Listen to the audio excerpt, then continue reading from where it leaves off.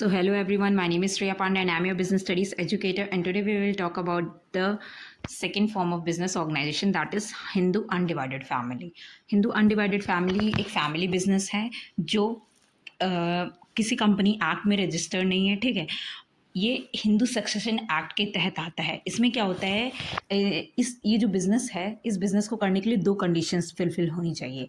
पहले तो आपके घर में दो मेल मेंबर्स होने चाहिए, और दूसरा ये है कि आपकी कोई एंसेस्ट्रल प्रॉपर्टी होनी चाहिए, ठीक है। पूर्वजों की जो प्रॉपर्टी होती है, कंपनीज एक्ट का इसमें कोई इन्वॉल्वमेंट नहीं होता है।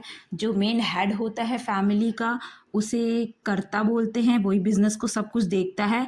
और कर्ता की लायबिलिटी जो होती है वो अनलिमिटेड होती है। कर्ता की लायबिलिटी सिर्फ अनलिमिटेड होती है, बाकी सारे मेंबर की, फैमिली मेंबर की जो लायबिलिटी होती है वो लिमिटेड होती है अप टू द शेयर्स। जितना वो शेयर्स लेकर आए होते हैं फैमिली बिजनेस में, उस उतने शेयर्स के लिए वो लायबल रहते हैं।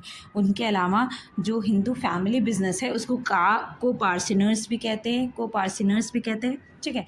अब इसके फीचर्स के बारे में पढ़ लेते हैं। फॉर्मेशन ईजी होता है, ठीक है।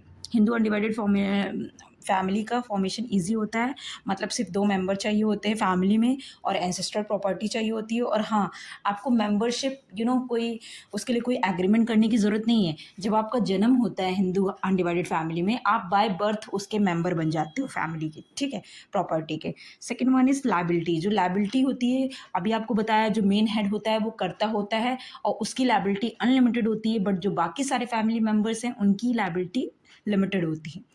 Third one is control.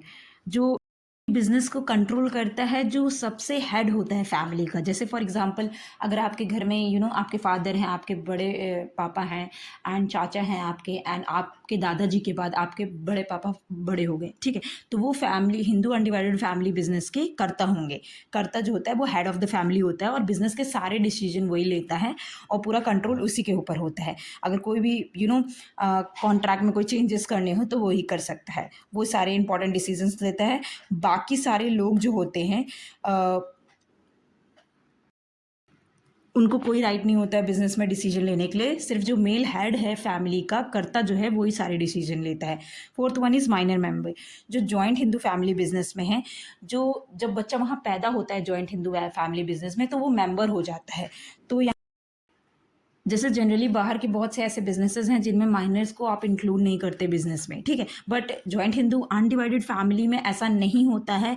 यहाँ पे माइनर मेंबर जो है वो भी फैमिली का हिस्सा होता है, और वो भी Hindu undivided family, joint Hindu family का हिस्सा होता है, कंपनी का। क्योंकि जब बच्चा हिंदू अनडिवाइडेड फैमिली में पैदा होता है तभी से वो कंपनी का मेंबर बन जाता है, ठीक है। तो यहाँ पे ऐसी कोई रिस्ट्रिक्शन नहीं है कि माइनर है तो बिजनेस का मेंबर नहीं बन सकता है, ठीक है। सो यहाँ पे एक नोट दिया हुआ है बेसिकली इस वजह से कि जॉइंट हिंदू फैमिली बिजनेस का ये जेंडर इक्वालिटी का नोट है। इसमें ये बोला है कि पहले ऐसा होता था कि मेल मेंबर्स जो होते हैं वो फैमिली की बिजनेस देखते थे, बट ऐसा नहीं है। एक्ट पास किया गया है पार्लियामेंट के द्वारा, बिल में 2004 में। इसमें ये बोला गया है कि वुमेंस को भी इक्वालिटी मिलनी चाहिए, मतलब गर्ल को भी, वो भी बिजनेस को हैंडल कर सकती है और देख सकती है।